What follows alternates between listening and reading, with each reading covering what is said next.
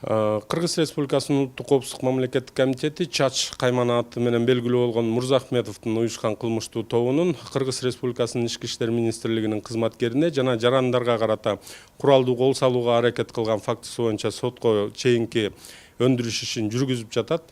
2020 жылдын 16 декабрында Кыргыз Республикасынын Улуттук коопсуздук мамлекеттик комитети жүргүзгөн атайын ыкчам иш чаралардын натыйжасында Бишкек шаарында жана Жалал Абад областында 2020 жылдын октябрь айында Сузак районунда орун алган атышууга катышкан уюшкан кылмыштуу топтун 5 мүчөсү кармалды.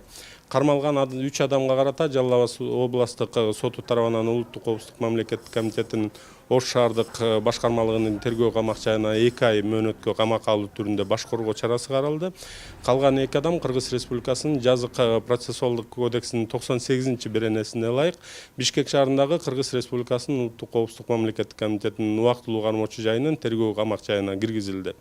Сотко чейинки өндүрүштүн алкагында Улуттук коопсуздук мамлекеттик комитет тарабынан мурда кармалган уюшкан кылмыштуу топтун жигердүү мүчөсү Мурзахметовдун жогорудагы кылмышка түздөн түз тиешеси бар экендиги жөнүндө кошумча күбөлөрдүн көрсөтмөлөрү алынды.